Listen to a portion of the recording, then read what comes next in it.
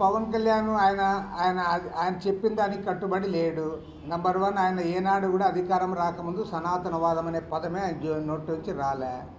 ఇప్పుడు సనాతనవాదం అని బీజేపీ జెండా మోసుకొని తిరుగుతున్నాడు. పాపం బీజేపీ వాళ్ళు హ్యాపీగా ఉన్నారు, మా అంబాసిడర్ ఆయన అని చెప్పుకుంటున్నారు. కాబట్టి ఏమంటే జనసేన పార్టీ అది ఈరోజు కూడా చెప్తా ఉన్నాం, అది ఒక లౌకిక పార్టీ. అదేవిధంగా పవన్ కళ్యాణ్ గారు కూడా లౌకికవాది. కాబట్టి ఆయన పార్టీ విధానాలు తన విధానాలు పక్కన పెట్టి నరేంద్ర మోడీ బీజేపీ ఆర్ఎస్ఎస్ పక్క ఆర్ఎస్ఎస్ అజెండా మోసుకొని తిరుగుతున్నాడు ఆయన. ఆర్ఎస్ఎస్ అజెండా అది. ఇంకా తర్వాత మీరు ప్రశ్న ఏం ప్రశ్నిస్తాడు ఆయన ప్రశ్నించడానికి అప్పుడు అధికారం లేనప్పుడు ప్రశ్నించాడు, అధికారం వచ్చాడు మొదట్లో కొన్నాళ్ళు హుషారుగా ఉన్నాడు. అప్పుడు బ్లాక్ మార్కెట్ పోవాలా, అది పోవాలా, ఇది పోవాలా, కరప్షన్ పోవాలని కొన్నాళ్ళు బాగానే యాక్టివ్గా ఉన్నాడు.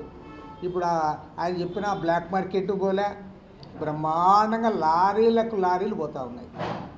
నేను పవన్ కళ్యాణ్కి నేనే వాట్సాప్లో పంపివంటే కూడా పంపిస్తా. మొత్తం కరప్షన్ విపరీతంగా ఉంది ఈ గవర్నమెంట్లో, విపరీతంగా. అసలు ఏ డిపార్ట్మెంట్లో కూడా లంచం లేకుండా ఒక్క పని జరగడం లేదు. అందరు కూడా దొంగలు కలిసి ఊళ్ళు పంచుకున్నట్లు అన్ని డిపార్ట్మెంట్లు కూడా యథేచ్ఛగా ఇవాళ లంచగొండుతనం జరుగుతుంది. మరి ఎవరు మాట్లాడరు? ప్రశ్నించే పవన్ కళ్యాణ్ మాట్లాడంలే. నేను పరిపాలన దక్షుణ్ణి అన్నీ కంట్రోల్ చేస్తానని చంద్రబాబు నాయుడు గారు చేతులు ఎత్తేసినాడు. కాబట్టి ఇవాళ కరప్షన్ విపరీతంగా జరుగుతుంది. వాళ్ళ ఎమ్మెల్యేలు కూడా ఆ పనిలోనే ఉన్నారు, వేరే పనేం లేదు. వాళ్ళ పాపం సింగిల్ అజెండా పెట్టుకున్నారు. కాబట్టి ఏమంటే దీన్ని క్లియర్గా చెప్తా ఉన్నాను, ఇవాళ ప్రశ్నించే తత్వము పక్కన పోయి పరువుల అజెండా భుజాన్ని పెట్టుకొని ఆర్ఎస్ఎస్ అజెండా సనాతనవాదంతో ఆయన భుజాన్ని పెట్టుకొని తిరుగుతా అన్నాడు. కాబట్టి ఆయన గురించి మేము ప్రశ్నించడం మానుకుంటాను. మీకు అధికారం ఇచ్చారు కదా, ఇంకా 4 ఏళ్ళు అధికారం ఉంది కదా, చేయండి బాగా. ఏం చేస్తున్నారు మీరే చెప్పండి. ఏ ఒక్క డిపార్ట్మెంట్లో లంచాలు లేకుండా ఒక్క డిపార్ట్మెంట్ ఏడా పని జరుగుతుందా?